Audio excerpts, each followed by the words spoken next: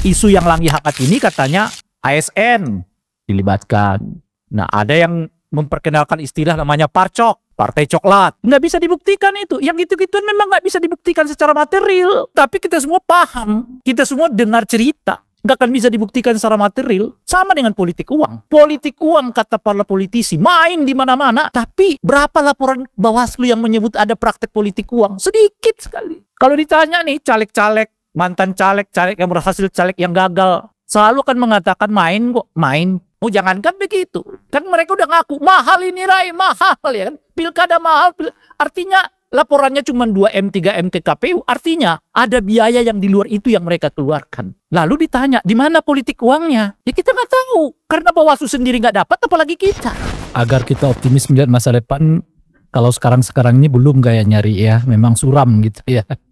Yang kita lihat kayaknya ini, kecuali ya lama-lama seperti yang disebutkan oleh Mbak Pipit, kita harus bergerak bersama, setidaknya menahan jangan sampai kerusakan ini makin parah gitu ya.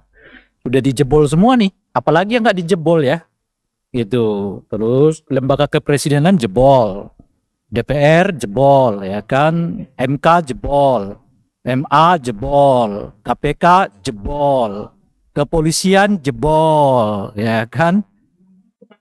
Apa? Ya itu dia, jebol semua. Para juga jebol. Ya. Para terpaksa pindah, ya kan.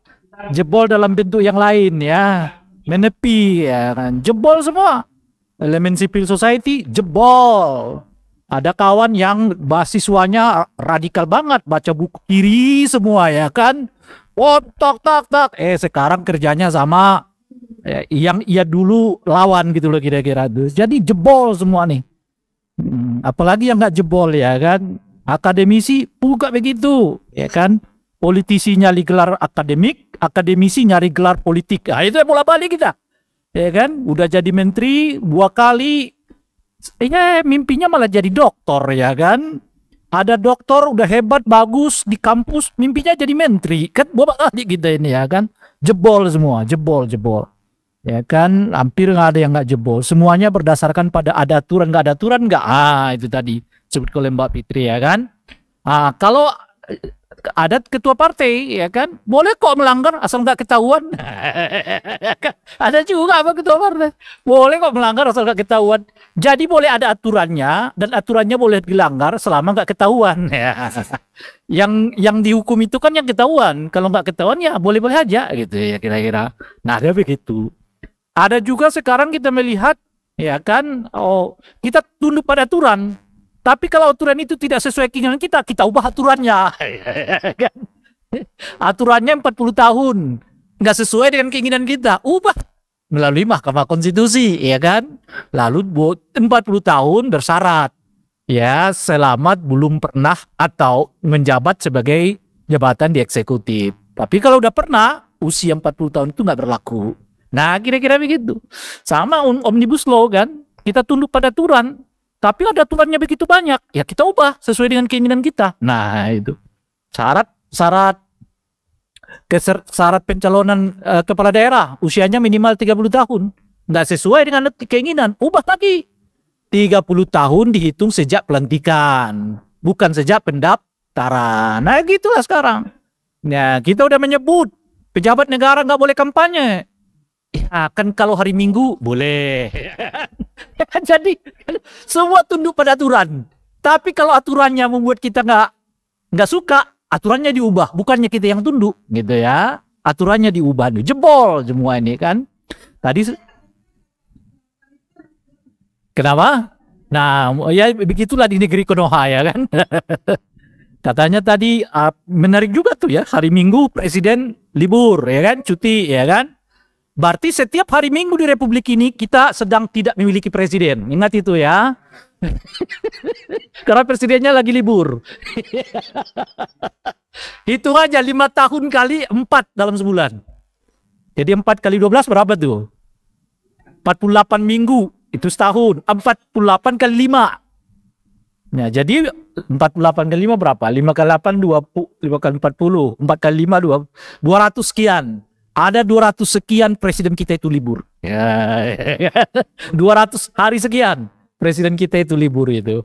Asik. Inilah republik di mana presidennya bisa 200 lebih libur, ya kan?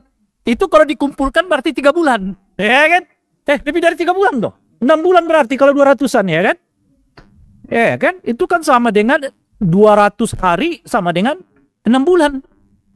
Jadi ada 6 bulan republik ini presidennya libur gitu. Ya kan? Asik betul di republik ini, ya kan? Nah itu dia tuh. Nah saya akan bagi dua cawe-cawe ini pada 2 hal. Cawe-cawe pertama, cawe-cawe kedua, ya kan? Cawe-cawe pertama menghasilkan 1 Kim Plus menang di semua tempat, gitu ya. Inilah hebat lah dalam konteks itu. Cuma tanpa mahkota istilah saya, menang tanpa mahkota. Gitu. Dia menang di mana-mana, tapi kehilangan mahkota. Apa itu mahkotanya? Jakarta. Kan politik nasional kita itu dan politik lokal itu ya tetap Jakarta sebagai mahkotanya. Salah sendiri kenapa nggak pindah Jakarta segera, ya kan? Kalau segera ditanda tangan ibu kota Jakarta pindah kan Jakarta kehilangan magnet sebagai pusat politik nasional kan. Udah pindah tuh ke Kalimantan. Nah itu salah sendiri, nggak mau ditanda tangan sama sekarang. Padahal presiden yang sebelumnya ya kan sudah berharap presiden yang sekarang segera tanda tangan supaya kita lekas pindah ibu kota. Tapi nggak ditandatangani oleh Pak Prabowo. Ya dengan sendirinya Jakarta tetap menjadi magnet ya politik nasional. Kim menang di mana-mana tapi kehilangan mahkota. Yaitu Jakarta dia kehilangan gitu. Oh kok berani-beraninya Bung Rai mengatakan kehilangan? Lah kalau di dalam perhitungan KPU kan begitu. Jadi ini bukan lagi quick count. Kan perhitungan KPU itu ya apa namanya rekapitulasi itu sudah berapa? 50 plus 07%. Kecuali kalau berubah nanti kita nggak tahu. Kan? Nah kita mendasarkan pada perhitungan itu. Perhitungan di KPU 50 plus 07%. Nah dulu orang menduga itu 50 plus 1%. Artinya alias 51%. Ternyata bukan itu. 50 plus 1 suara. Nah sekarang kelebihannya 2000-an suara. Nah kalau 2000-an suara itu artinya kan setidaknya 5 TPS itu. Dan kalau 5 TPS itu kan 600 pemilih kan, ya kan? Nah makanya setidaknya 4 lah, 4 TPS gitu. Yang kalau itu dihilangkan 4 TPS itu, ya berarti mungkin ke putaran kedua. Tapi kalau 4 TPS itu hadir, ya kan? Putaran kedua kan tetap, tidak ada putaran kedua, yang ada adalah satu putaran gitu. Yang menariknya itu karena hampir di semua tempat pemilihan, Pram dan Rano memenangkannya. Dan oleh karena itu kemungkinan 50 plus 1 itu kuat dari berdasarkan itu. Kecuali ada di beberapa tempat misalnya TPS yang tidak dimenangkan oleh Pram sama Rano gitu ya. Di basis-basis PKS sekalipun Pram Rano tetap menang. Nah itu juga menunjukkan kepada kita PKS-nya juga terkoreksi gitu ya. Karena memang ya pilkada kita ini selain menghasilkan Kim sebagai pemenang tapi tanpa mahkota, tapi saat yang bersamaan membuat 2 partai agak menurun nih prestasinya. 1 yaitu Partai Golkar, 2 adalah PKS. Di banyak tempat Partai Golkar ini kehilangan basis kehilangan pemenang tradisionalnya gitu.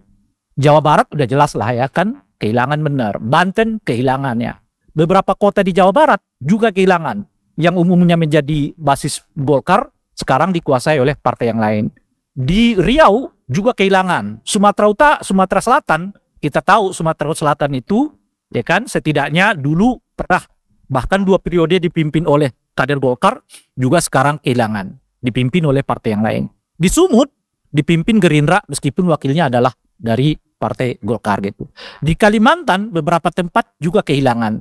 Di Papua Barat Daya, pemekaran dari Papua Barat juga bukan Golkar yang memenangkannya. Padahal itu umumnya basis-basis tradisional Partai Golkar. Jadi kalau ada yang menyebut PDI kalah, enggak. Sebetulnya yang rugi besar dalam pilkada ini namanya Partai Golkar.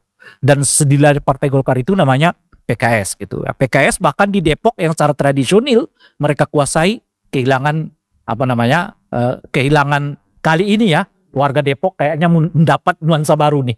Selama lebih dari 15 tahun bahkan 20 tahun ya. Ya, 20 tahun dikuasai oleh PKS. Nah, sekarang PDI gitu. Di Tapanuli Utara di Tapanuli Tengah ya, kawan saya namanya Masinton Pasaribu juga menang ya dari PDI Perjuangan. Padahal cuma satu-satunya partai yang dukung dia.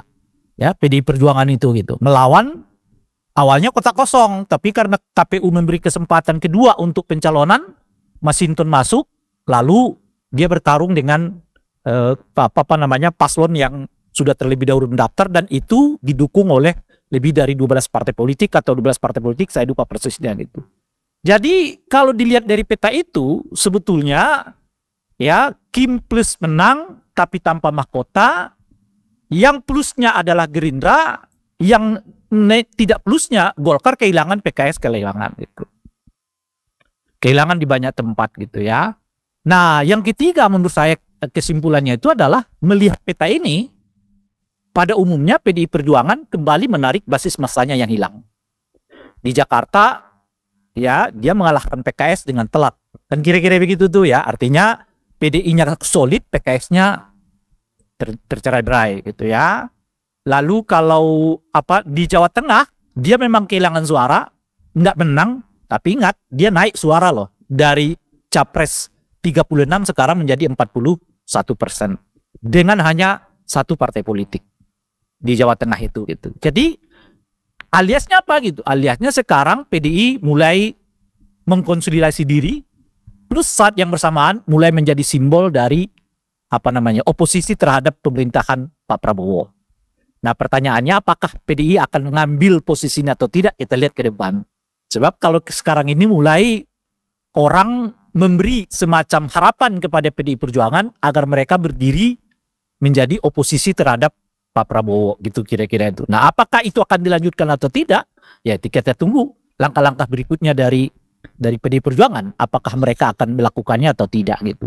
Tapi setidaknya dari hasil pilkada ini kita udah bisa melihat ada orang menaruh harapan kepada PDI agar menjadi basis kekuatan oposisi terhadap pemerintahan ya Pak Prabowo. Kenapa? Karena Kim Plus ini kemana-mana, tanda kutip, tadi udah disebut itu, selalu menyebut nama Pak Prabowo. Kampanyenya kan, kalau kita yang menang, hubungan dengan pusat akan lancar gitu. Jadi seolah-olah kalau yang lain menang, hubungan dengan pusat akan sulit. Tapi pusatnya selalu kampanye harus sesuai dengan keinginan kita gitu ya. Loh, kalau yang partainya nggak menang bagaimana? Itu kita ingatkan kemarin kan, Pak Prabowo hati-hati dengan orang yang mengatasnamakan sedang membawa misi Pak Prabowo dalam pilkada. Sebab kenapa? Kalau yang menang itu bukan dia, yang lain ternyata yang menang itu akan mengatakan, mohon maaf Pak Prabowo, saya tidak di-endorse oleh Anda, oleh karena itu saya merasa tidak punya kewajiban politik untuk ikut irama Anda. Gimana tuh? Kan begitu. Saya kan lawan kompetitor saya adalah selalu bawa nama-nama Prabowo mana-mana gitu kan. Sekarang kalah di daerah-daerah itu. Nah, sekarang saya mengatakan amanah masyarakat kepada saya itu adalah berbeda dengan Pak Prabowo. Kata dia gimana? Sementara tadi Gibran sudah mengatakan nggak ada visi misi presiden. Dengan sendirinya mereka sudah mengatakan kita beda dengan daerah kok, khususnya di daerah-daerah yang tidak dimenangkan oleh Kim Plus gitu. Nah, lagi-lagi tuh jebol-jebolan tadi tuh, ya kan? Bola-bola tadi ya kan. Bagian dari jebol-jebol tuh. Pinginnya satu nggak ada visi misi daerah, semua visi misi pusat, tapi kampanyenya pilih Pak Prabowo. Nah, kalau Pak Prabowo yang kampanye Pak Prabowo itu nggak menang bagaimana? Artinya ya kampanyenya adalah pilih atau kami tidak sedang bersama dengan Pak Prabowo gitu kira-kira. Nah, sekarang kan mereka bisa mengatakan kan Pak Prabowo ya kan amanah yang diberikan publik kepada saya itu adalah amanah berbeda dengan Pak Prabowo, bukan sama dengan Pak Prabowo kata dia. Nah, itu misalnya tuh kita udah ingatkan tuh dulu sebelum pilkada ini terjadi. Tapi alih-alih ya nasihat kita ini diingat diterima apalagi dilaksanakan, yang ada adalah Pak Prabowo mengeluarkan surat dukungan di Jakarta terhadap salah satu paslon. Ya, baru aja kita ingatkan, suratnya malah keluar untuk mengatakan dukungan kepada salah satu paslon. Nah, kan apa namanya itu? Ya sekarang ya, kalau Jakarta misalnya mengatakan, mohon maaf Pak Prabowo, kami punya program sendiri, ya nggak bisa diapa-apain.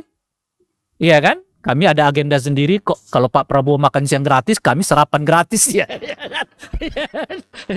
Iya, kalau makan siang tuh urus saja Pak Prabowo. Yang kami urus itu adalah makan sarapan gratis gitu ya kan. Nah, misalnya begitu. Nah, jadi bisa saja begitu tuh. Ya, mohon maaf Pak Prabowo ya kan kata dia. Bisa begitu. Nah, mungkin karena itulah sekarang muncul gejala yang disebut dengan cawe-cawe kedua.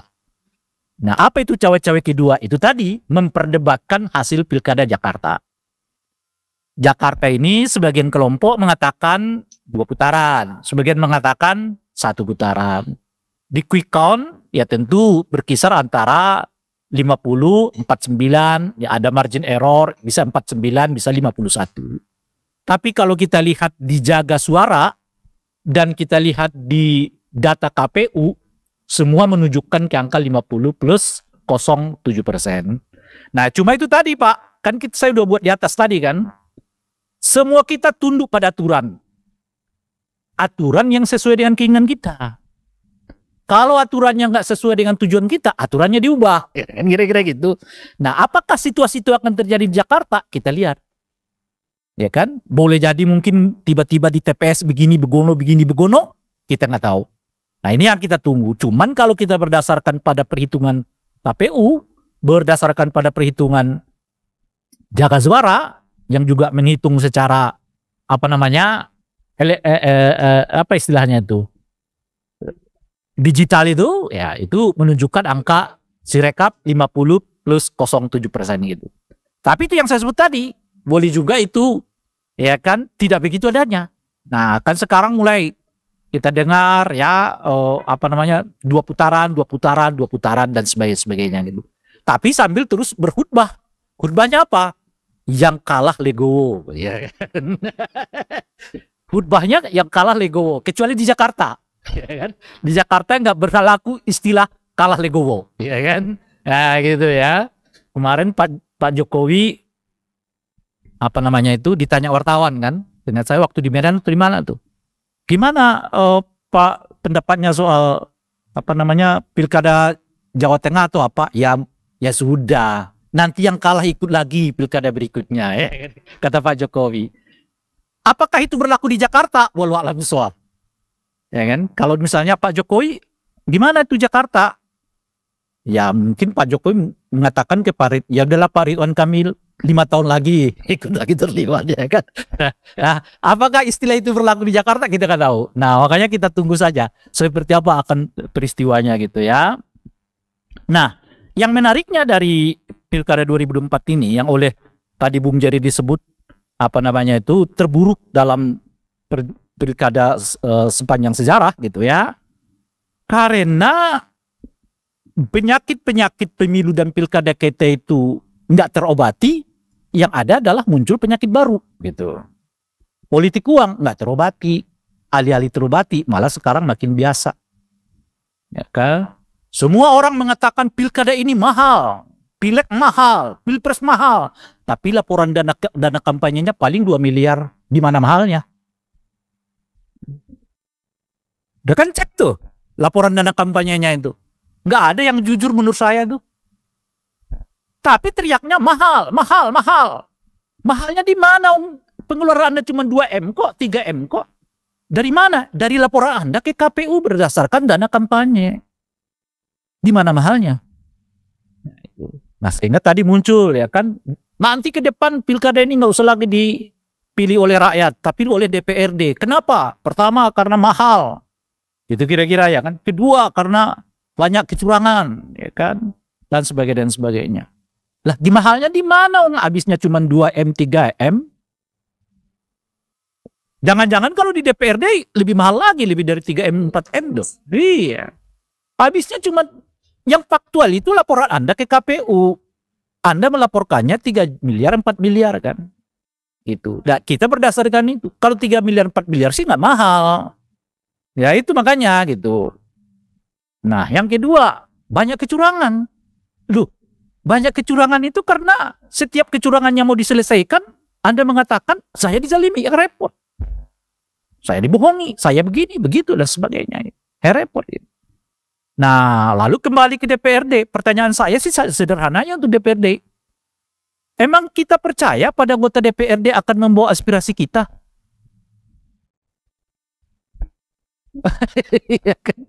Percaya DPR akan milih presiden yang kita inginkan? Satu-satunya menurut saya kegembiraan di dalam politik ini sekarang, karena kita milih presiden kita secara langsung. Kalau kita salah pilih, ya kita ambil resikonya. Ketimbang DPR yang pilih, salah. Dia yang milih, salah, kita yang dapat resiko. Sekarang kita bisa ngomel-ngomel. Kenapa? Ya karena kita yang pilih sendiri. Memilih orang jujur, terserah. Mau milih orang yang pidatonya bagus, kelakuannya enggak, terserah. Mau milih orang yang mengatakan A, maunya B, terserah. Resikonya tanggung sendiri. Kan ada kesempatan kayak begitu. Nanti kalau DPRD-nya yang milih, udah salah pilih, ya kan? Lalu tidak berprestasi, yang nanggungnya kita, DPR-nya sih tetap seneng. 5 tahun berikutnya, amplopin lagi sama calon-calon. Salah pilih lagi, dia tetap kaya. 5 tahun berikutnya, keganti lagi. Rakyatnya menderita, nggak bisa nuntut. Kenapa nggak bisa nuntut? Yang milih DPRD. Yang milih MPR. Yang milih DPRD duduk di situ, bukan rakyat, partai. Yang mendudukan si A di caleg nomor 1 itu kan partai, bukan kita kan. Si B, si C, dan kalau suaranya kurang, kembalinya ke suara nomor 1. Yang nomor 1 ini kita nggak pernah pilih. Gitu. Cuma karena dia di nomor urut 1, otomatis dapat kelebihan suara, menang dia.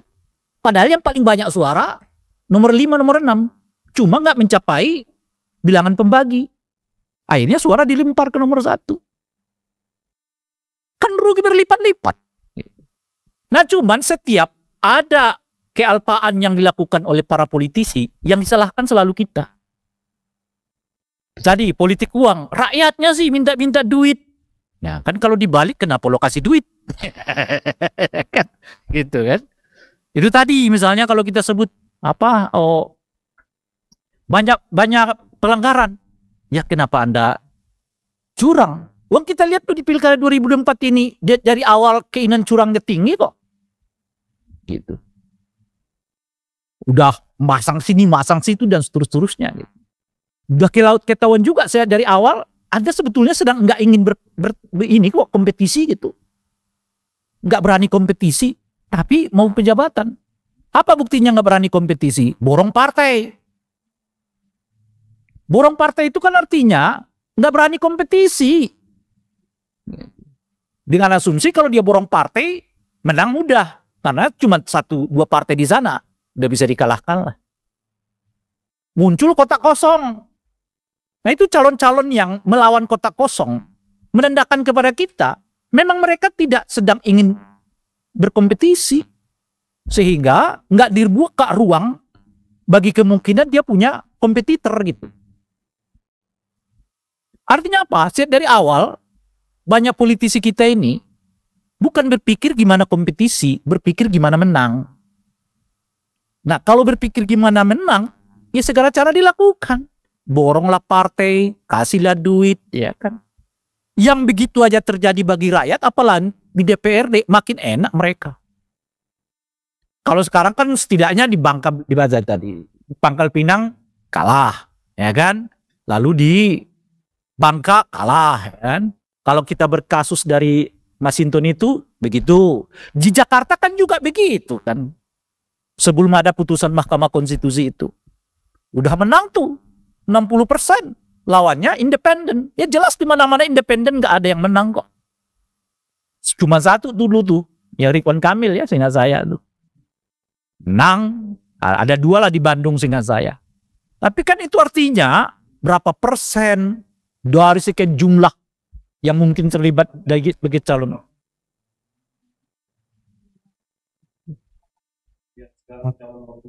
Iya. Iya. Nah, di Jakarta nggak pernah ada sejarahnya. Padahal setiap pilkada ada calon independen di Jakarta, tapi nggak pernah menang. Gitu. Udah 50% tuh. Udah asumsinya 60 bahkan mungkin berapa persen gitu. Lawan calon independen. Sampai keluar putusan Mahkamah Konstitusi, muncullah PDI dengan Hanura. Dan ya sekarang hasilnya 50 plus 07% itu. Nah ini tentu kita belum tahu apakah disahkan oleh KPUD hasil ini atau tidak, kita belum tahu. Karena belum melakukan perhitungan gitu. Jadi sejak dari awal skenarionya udah begitu. Bukan lagi bagaimana bertanding secara fair, tapi bagaimana memenangkan pertandingan. Nah kalau caranya memenangkan pertandingan, dia nggak peduli. Caranya seperti apa, targetnya menang. Gitu. Mau main ini, main itu, main segala cara ya. Termasuk isu yang Langgi Hangat ini katanya ASN dilibatkan. Nah ada yang memperkenalkan istilah namanya parcok. Partai coklat. Nah, nggak bisa dibuktikan itu. Yang gitu-gituan memang nggak bisa dibuktikan secara material. Tapi kita semua paham. Kita semua dengar cerita. Nggak akan bisa dibuktikan secara material. Sama dengan politik uang. Di politik uang kata para politisi main di mana-mana. Tapi berapa laporan Bawaslu yang menyebut ada praktek politik uang? Sedikit sekali. Kalau ditanya nih caleg-caleg, mantan caleg-caleg yang berhasil, caleg yang gagal, selalu akan mengatakan main kok, main. Ayo makanya, jangankan begitu. Kan mereka udah ngaku, mahal ini Rai, mahal ya kan. Pilkada mahal, artinya laporannya cuma 2M, 3M ke KPU, artinya ada biaya yang di luar itu yang mereka keluarkan. Lalu ditanya, di mana politik uangnya? Ya kita nggak tahu, karena Bawaslu sendiri nggak dapat, apalagi kita.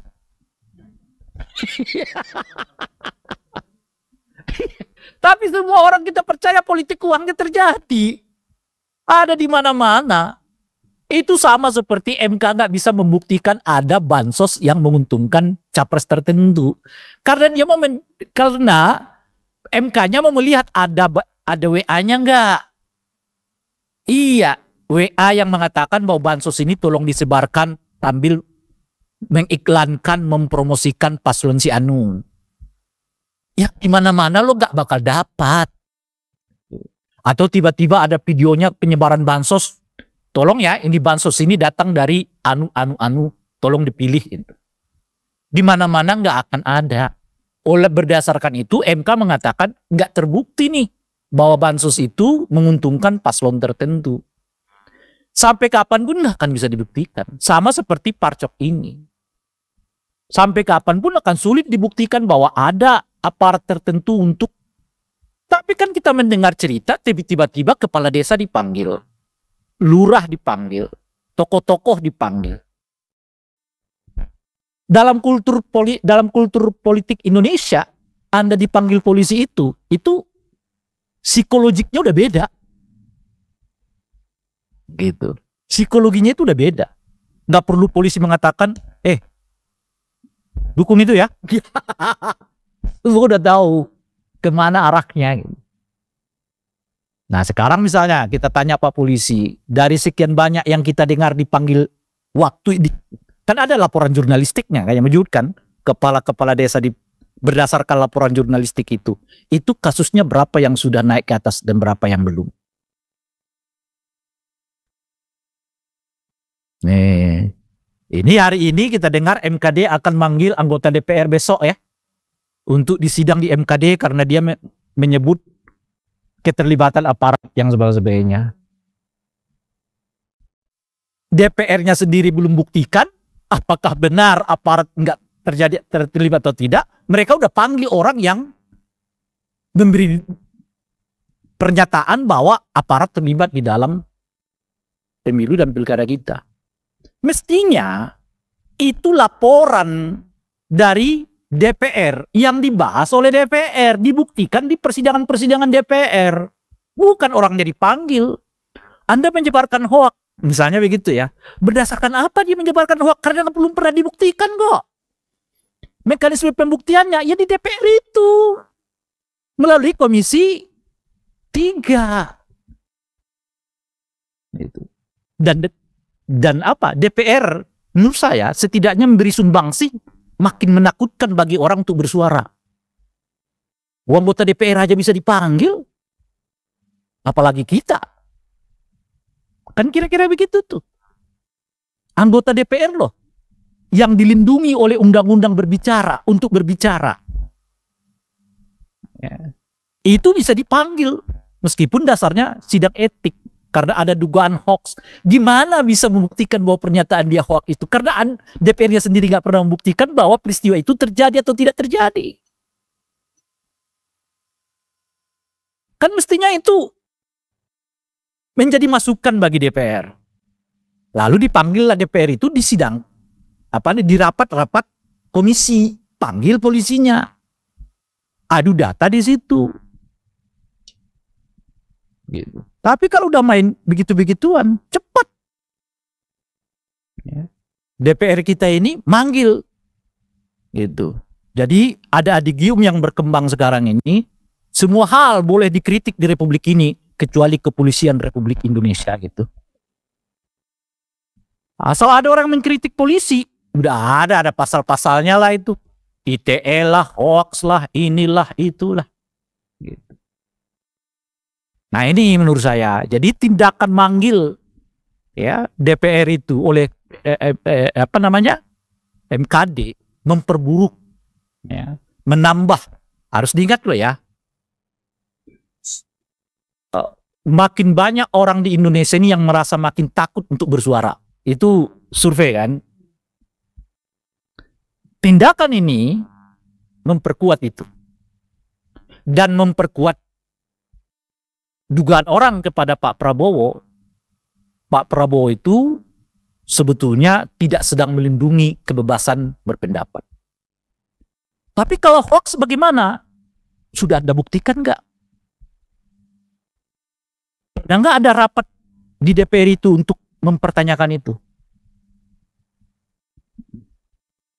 Kan mestinya dibentuk dulu. Kalau penting bentuk pansusnya.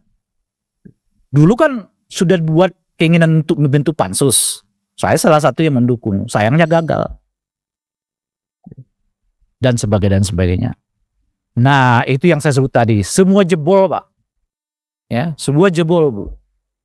Lembaga kepresiden kita yang berwibawa jebol, urusannya ternyata cuma urusan pilkada. Padahal mimpinya jadi sekjen PBB. Bagaimana sekjen PBB urusannya cuma Jawa Tengah Jakarta ya kan? Kalau urusan PBB itu, mau sekjen PBB itu udah bicara tentang perdamaian Timur Tengah. Dan Ukraina Rusia ya kan? Tapal batas negara-negara asing. Anda cocok jadi calon sekjen PBB. Tapi bagaimana orang tahu bahwa Anda cuma bicaranya pilkada Jakarta, pilkada Jawa Tengah. Ada yang menyebut begitu-begitu ya kan. Ada profesi baru ya kan. Mantan presiden tukang titip. Ya, aku titip ya. Dan sebagainya. Nah, mimpinya tinggi, pekerjaannya di bawah. Kalau cita-cita dulu kan kita lambungkanlah cita-cita Anda setinggi di langit. Kalau sekarang saya mengatakan jangan lambungkan cita-citamu setinggi langit kalau kerjamu cuma di darat. Jangan memimpi jadi sekjen PBB kalau yang diributin cuma Jakarta sama Jawa Tengah. Kira-kira.